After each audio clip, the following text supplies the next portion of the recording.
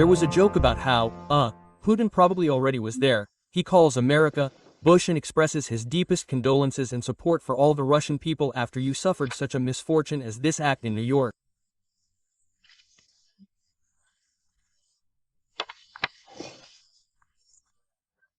Yeah.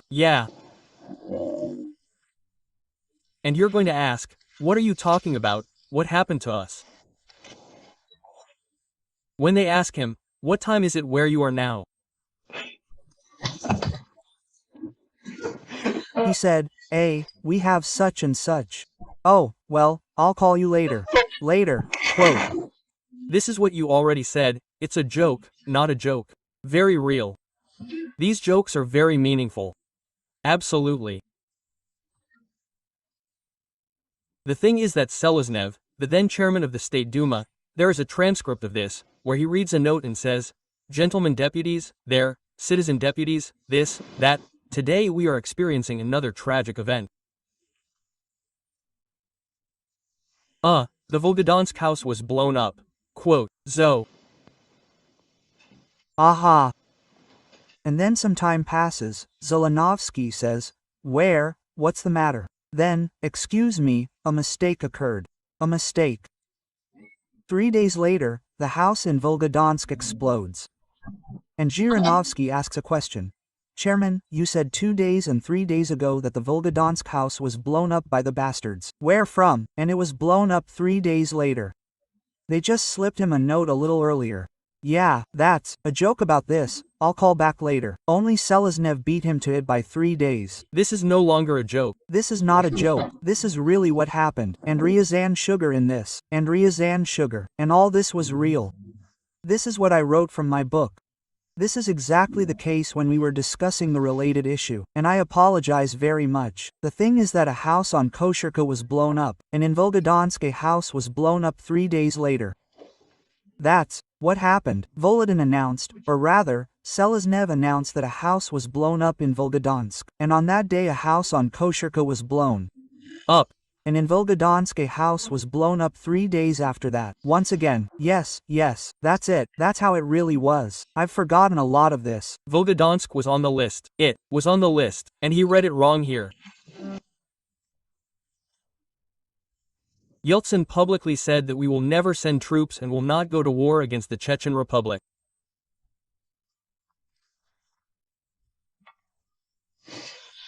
Never, Yeltsin said, because no one would forgive us for this in all ages, and 2 weeks later they attacked. Yeah. That's my question. What happened during this time? How they spun it and what forces spun it so that it, turned 180 degrees. I remember it. I'll tell you now what happened. Yeah, I remember it very well. I was already in Dudayev's government. From November 20th to 18, I was a member of the government, the Minister of Culture. And, in 94. What happened? And wasn't that in 92? No. That was 1990. Now I'll explain to you how it was. When on November 26th there was an attempt to overthrow Russian tanks entered, Yeltsin, Gracho, everyone refused. They said that we did not take part. And in this justification he said, we did not send our troops and will never send them.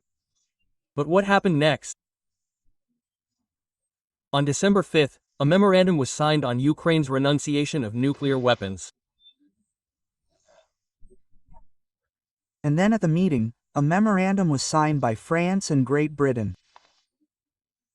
And then Clinton, yes, it was Clinton, told Yeltsin, get around with as little bloodshed as possible. When they came to an agreement, he said, get around with as little bloodshed as possible. Yeah, and on the 11th, he signed a decree on the introduction of troops to restore constitutional order. Yes, that's how it all happened.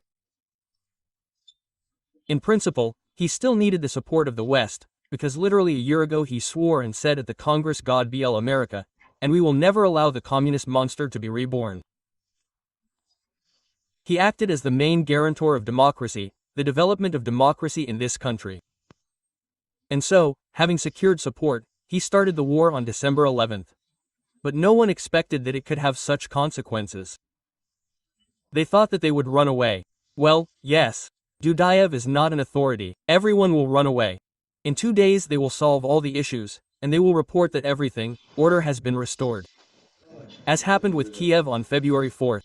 Right? That's how it happened with Kiev, right? Akhmed is also interesting. When he introduced Putin, he said then the solution to the Chechen. No, he didn't just say the solution, he said the final solution to the Chechen issue. Yeltsin said when he announced him as his successor, and clapping him on the shoulder, he said, "This man is the final one." It will sound very similar to the final solution. Quote, "The only solution is the disappearance of Russia." Propagandist Kiselev, propagandist Solovyov, this most famous propagandist invites Nightingale the robber, yes. Yes. Invites Professor Medinsky to talk about the greatness of Russia on Russia Day, June 12th. And so they pompously say a state holiday and stumble on the question, and how old is this state? 34, and they understand that it is comical. And where is the great state since 1934? What is this? And they, well, themselves, yes, somehow comically and immediately began to talk about Rurik. That is, Rurik came once. That is, what are they proud of? It turns out that an entity, a legal body, like Romashka LLC, an organization, yes, like Romashka Limited Liability Company, emerged 34 years ago. Some managers in the Kremlin said, and now we are the owners of all these Yakut diamonds. And why are they the owners? Why are they the managers managing the Yakut diamonds? Why the Yakuts themselves? And what are 34 years for this, management company? Why are they needed? Especially for China. 30 years. That was something like yesterday. This is a comical story. Paul, what is the greatness of Russia now?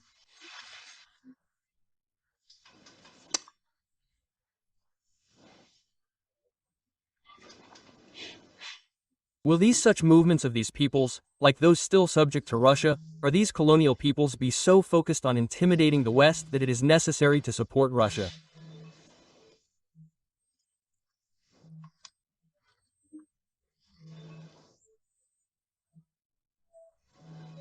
Otherwise, everything will fall apart and it will only get worse. In our case, it was exactly the same. They scared the West that instead of one nuclear Soviet Union, there will be 15 nuclear states. So what problem will there be then? It is better to have one Gorbachev with a strong fist who holds everything, and you can come to an agreement with him. He is a good guy.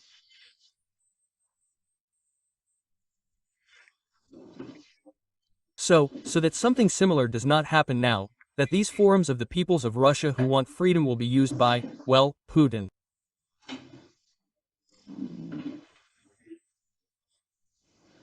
What did you see? What threatens the world if all sorts of Yakuts, Bashkirs and all that start creating their own states? They will fight among themselves, there will be endless wars, so it is better for Russia to be above them. And then we talk to Moscow, we can still maintain some kind of order. Here's the same situation as in our case, that we do not need to support these Balts, because then this whole thing will fall apart. This is exactly what the good Russians in Europe are doing now. No, not Putin, it is not Putin who is scaring, but Putin instead of Putin is scaring the world. Khodorkovsky, Milov and others who say, well, if they are in favor of regime change, well, for preserving the integrity and the country. There is a right of peoples to self-determination. These peoples must decide, or rather, they have the right. Quote, then we must somehow, there are indigenous peoples, there are Russian colonists. And there are new Chinese, settlers or settlers. But no, we have more, or rather, they do, we do not have this problem. Those peoples, for example, Bashkiria, Buryatia, there have been colonists there since the time of the Tsarist Empire. As soon as they occupied countries, they leave. They do not leave. They consider themselves the indigenous population. And they say, we want to be, for example, by the way, to remain a part of Russia. And the Bashkirs, who want to separate, they are in the minority. And Khodorkovsky says that he will not allow those who are in the minority but want to secede. He says this while being here in Europe. And most importantly, Vilnius is a country that provides his forum. We did not participate there as a party, yes. We participated as observers. And we said that our country is occupied. If you are building a new Russia, then first of all you must resolve the issue with the occupied territories, liberate them. Yes. Kasparov at one time, I told him, you are working, let us do it. But Kasparov had a different Russia. I said, let's have a different Russia together with Ichkeria determine our relationship. He says, okay, I will think about it. I say, well, think about it, you are a chess player. Just then Andrey and Lariano, we remember, you took part in Brussels, we had a forum, and we kind of agreed with the Russian opposition that in the future we will build our relations on the basis of the peace treaty signed by Yeltsin and Moscow. But no Kosov-Moscow treaty. And Moscow. Treaty, where it is written that in the future Russia and the Chechen Republic will build their relations on the generally recognized principles and norms of international law. There are 3 points, yes. What are the high contracting parties? What will they build? And so we agreed with the Russian opposition that we will build the post-Putin period on this basis.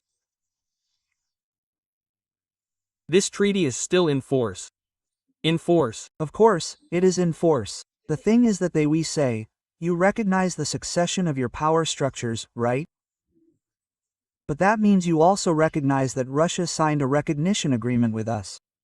Right? And this agreement is on the United Nations website. It is still hanging there in English. Yes. So this is the basis on which we can build. No referendums. Yes, it must be deoccupied, and in the future we must return to this agreement and build our relations. We have this approach.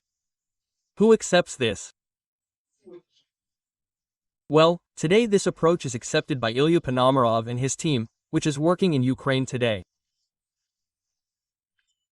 The Ukrainian Rada recognized our territory, officially recognized by a resolution that our territory, the territory of the Czech Republic, is temporarily occupied. Yes.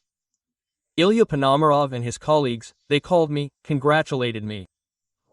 They say, we recognize your government. We recognize that the territory is occupied and that it must be deoccupied. Quote, and on this basis, we began to interact with them. Yeah. And the most interesting thing is that we have what new political nuances in our case. It was the Verkhovna Rada that recognized our territory as occupied, right? The Ministry of Defense of Ukraine, one of the departments of the Ministry of Defense and our Ministry of Defense, the Armed Forces of the Chechen Republic, the Ministry of Defense of the Chechen Republic of Ichkeria, we concluded an agreement. Yeah, an official agreement, where they took on obligations. We are forming units from Europe, from Free Chechens. They provide us with weapons, training. We have officially opened a General Representative office in Kyiv. Yes. Our permanent representative is there. I practically spend most of my time there in Kyiv, in Ukraine. The Minister of Defense, he is practically there on a permanent basis. In general, we are reviving and restoring the armed forces. And in Ukraine, here on the territory of Ukraine. Well, here in Europe, we have a state minister working, this is Abdullah Artkanov. And the most important thing is, of course, the almighty gift for us, this is Ina and Andrey. They opened a channel, a television channel, a YouTube channel H-Korea News. I was just sent declassified documents of the KGB and MGB of Ukraine. This was at a time when Ukrainians were fighting for the independence of Ukraine during the Soviet Union in the West. Yes. There is a KGB document, a report, how these Ukrainians, leaders, speak before a commission of the Congress of the United States of America. and tell their problems that they cannot be with Moscow in the Soviet Union, that they do not want to restore their statehood, And that there are forces that prevent them SKGB, and there are some organizations of Russians in the West. Yeah. Who insist that Kiev must necessarily be with Moscow. That is, they want to restore statehood, but these organizations, which are also human rights, liberal, they say, no, only with Moscow.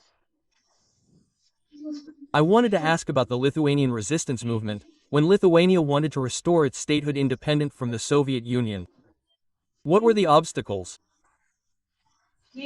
This is so that Ichkeria could take into account the pitfalls, so that, well, since we also have a government in exile, it is a state institution, it is already ready for independence. What obstacles could there be in the process? This is very interesting, based on the Lithuanian experience.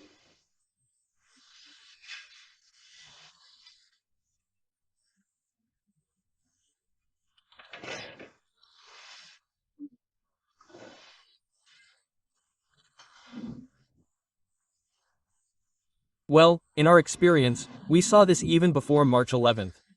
This opposition to our future ascending independence, this opposition, well, there was this front, in the brains, the front in the brains, how Western brains were processed, and they were not processed in the same way as today, under such a game map, that Russia as a whole, is more needed and more in demand for the West than some already, well, diverging.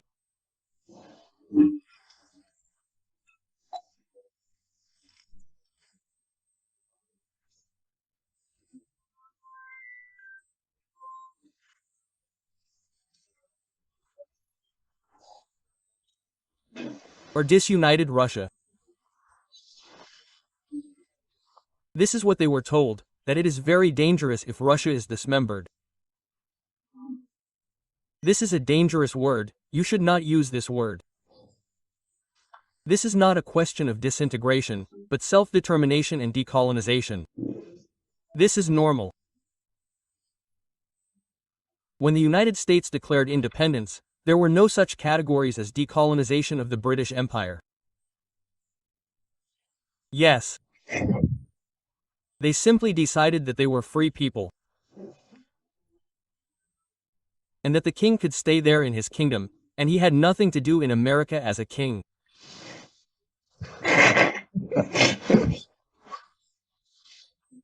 So, that was roughly the direction. And we, of course, followed the same path. Especially since Lithuania was forcibly occupied, annexed several times. And the last time, under the agreement between Hitler and Stalin, they divided these Central European nations, who gave which nation to whom. They didn't even talk about nations, they talked about territories, just like today. They always talk about territories, as if there were no people there. Hong Kong was given to Beijing, as if there were no people there. You don't even have to ask them. They gave it away like a herd, like a multi-million herd along with the territory, like this fence, where they could be herded.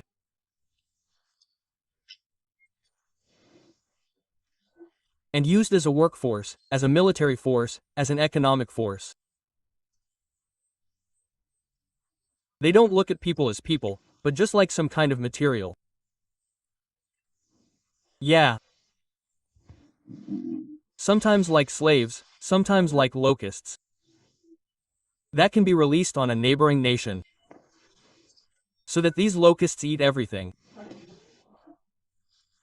Now this locust method is being used against Ukraine.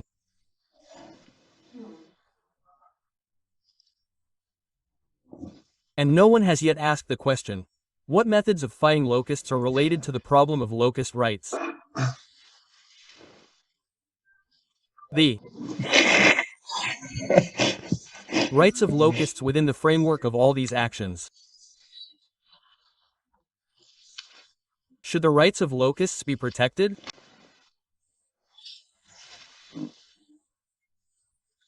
But everything comes back, of course, that is the future of Russia, if China does not decide to just take and, put an end to this issue of Russia, or, at least, the Asian part of Russia.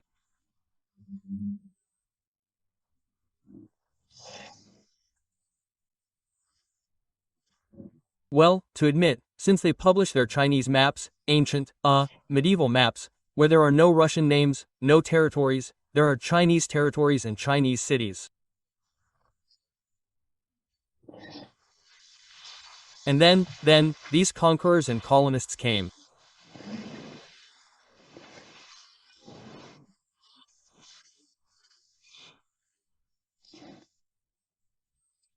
Well, they created today's situation, which must be resolved, subject to decolonization if possible, but it is unlikely that anyone in the United Nations will dare to put the question of decolonization of Siberia, these Russias.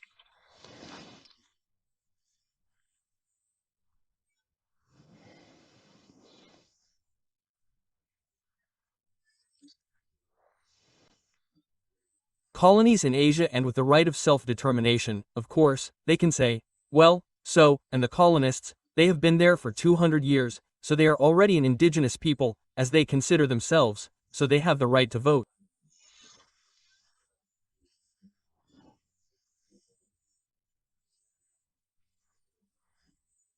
Well, okay, with this right to vote, is it possible for Yakuts and Yakut Russians to sit at the same table, not Moscow Russians, but Yakut Russians?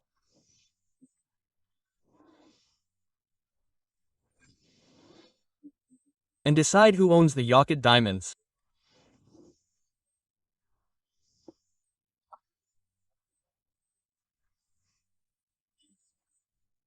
Maybe, not only ethnic Yakuts, but also those Russians who have been creating something there for 200 years, building cities. There are railroads that failed, but still built something unsuccessfully, since these British and Germans created the United States of America.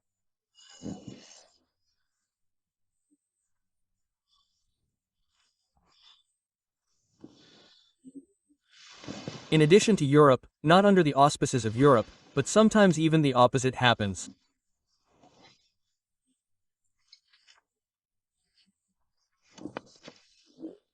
So, here too, this new Russia does not work out, new state education.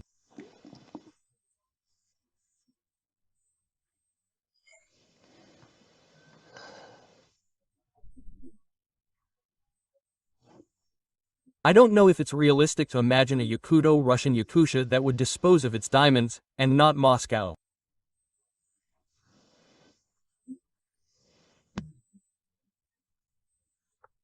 Maybe for 20 years or more I've been asking this question for, well, the younger generation. Who owns the Yakut diamonds? Yeah, good question. Moscow or Yakutia? That's right. And they don't care about the Yakuts.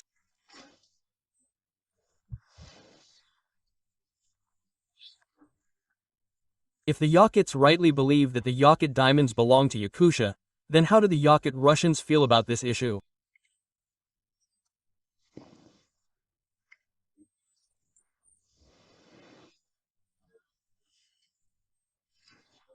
Well, these heirs of the old Tsarist colonists, they are Siberians, Russian Siberians, they are also a special breed. They had very strong people, especially among the writers. New Russian literature arose there. In the expanses of Russia. Shukshin was there and all that. Gold, yes. Putin, that's Exactly what I was trying to remember, to recall this famous surname, very Rasputin. Yes. He is a good stat. Yeah. Do they exist anywhere else? These are the more normal Russians of Siberia. The whole problem is that these Russians, normal Russians, unfortunately, do not exist. They are infected with this imperial bacillus. And they themselves do not even realize yet that it is more profitable for them to be the masters of these regions. Yeah. And arrange their lives and their future. In these regions, as independent regions are necessarily as part of Russia. Well, we are talking exactly about independent regions. My firm conviction is that until these main regions become independent and free, this imperial bacillus with which Russian chauvinists are infected, it is not incurable. Like the Khabarovsk territory, it has always strived for some kind of independence. Well, I think that in order for this to happen, something needs to change. And this something that should give impetus to this. This is all in Ukraine. This is on the front line, not in Beijing. It is not in Beijing, it is in Ukraine. My firm conviction is that in any case it is to Ukraine. Why? Here is a victory, a military defeat of Russia in Ukraine. This will become a powerful impetus for these forces to emerge, that is, they will begin to realize themselves. And until then, it seems to me, nothing will happen, because today they serve precisely those who continue the war, the aggressive war. And in order for this to happen, the world needs to become more actively involved in supporting Ukraine.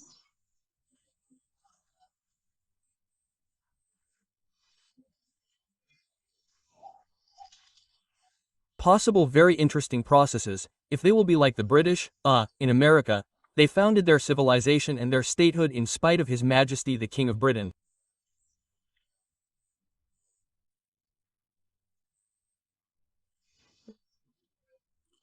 Yes. So these Russians, Siberian Russians, in spite of His Majesty in Moscow, could once have had such ideas that there would be a new Russia, a different Russia.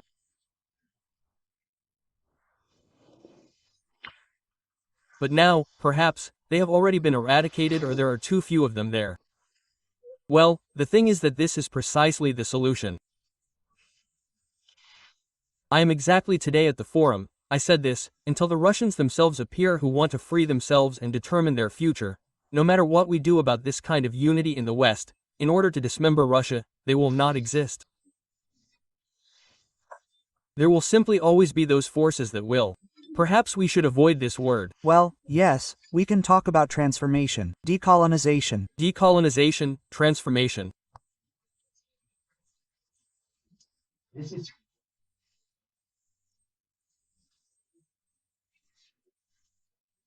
Recognize subjectivity, with whom we can talk and with whom we can conduct a political dialogue. In this case, there is a chance that those forces that you are talking about will appear within Russia itself.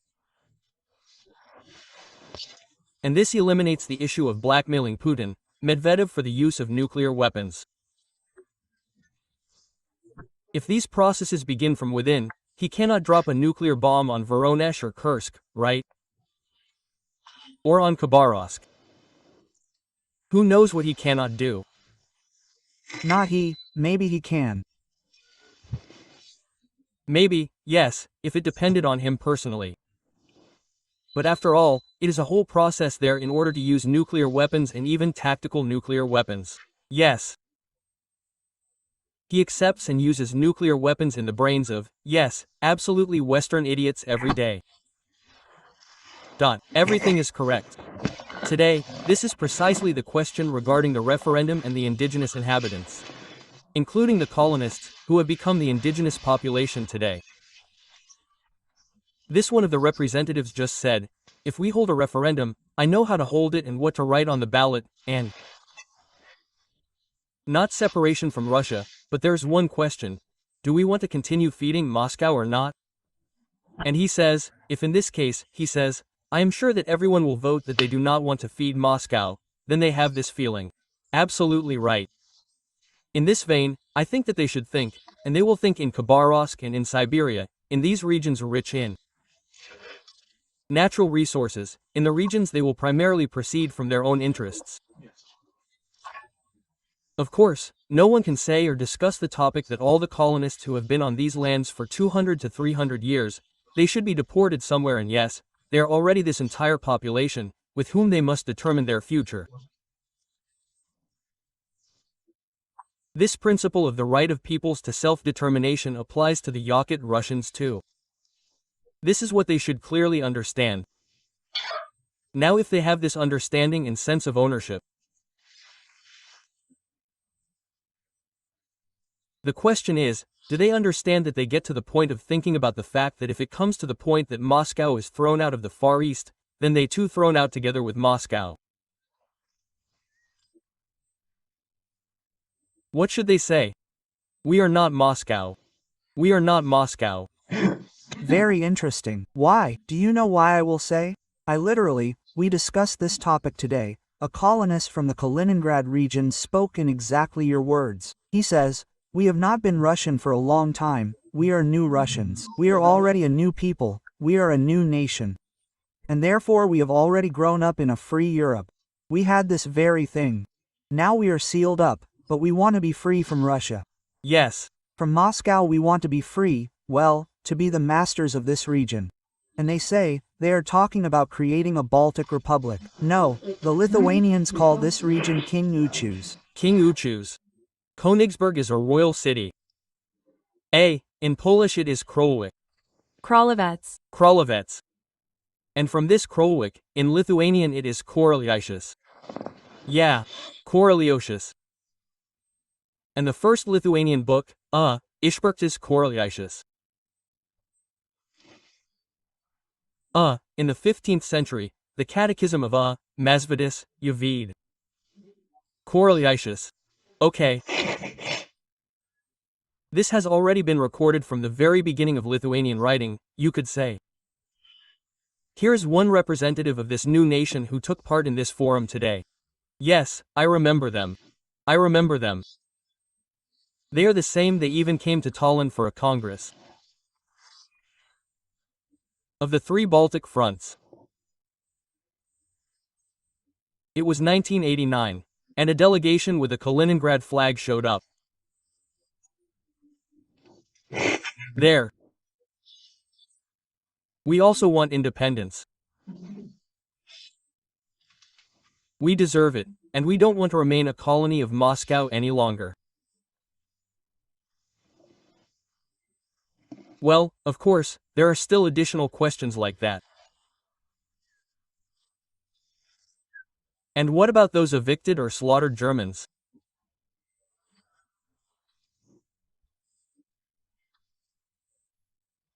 And there were still Lithuanians there, too, when the Red Army began this purge so that no one would remain from the former population.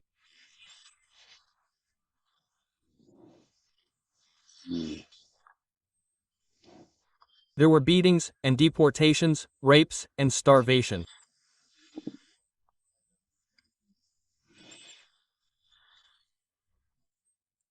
And these parents of people who were already occupied by the Red Army sent their children themselves. Children, go east, Lithuania is there are good people there, they can take you in and feed you. And this, well, like a stratum, and a cultural tradition appeared. The Germans call them Wolfkinder. Wolves, children of a wolf, children of a wolf. According to legend, as wolves raised human children. Here. Yes, here.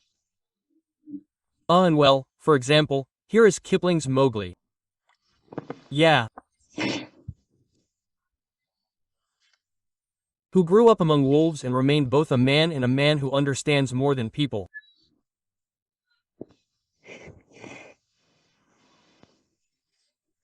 Because wolves have their own laws and very, very serious laws.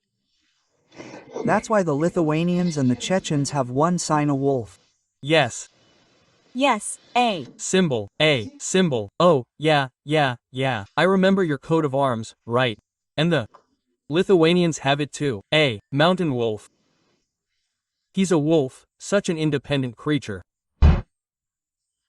What is your attitude towards foreign agents like Kadyrov? 2. Foreign agents like Kadyrov. Yes, that's a very good question. Our attitude is that they should be brought to justice. Yes. But at the same time, it is very important for us today that this person stays in place. We are now working to create a military tribunal for Kadyrov. In Russia it exists precisely for Akhmed Sila to create a tribunal against the extremist religious organization Akhmed Sila,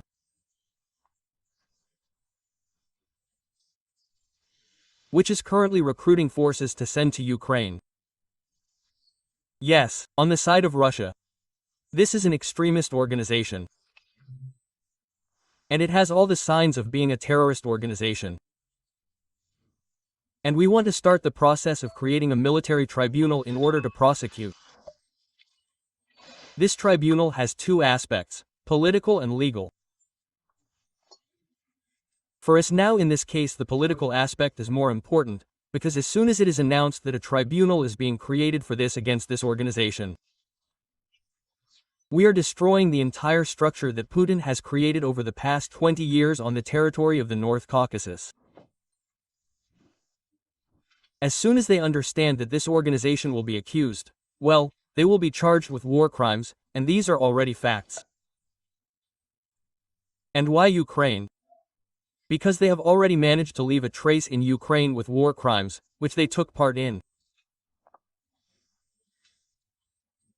Therefore, Ukraine has every right to appoint a representative, but we are now trying to agree that they appoint a representative so that we can continue to work on the Kadyrovites. Under the auspices of some international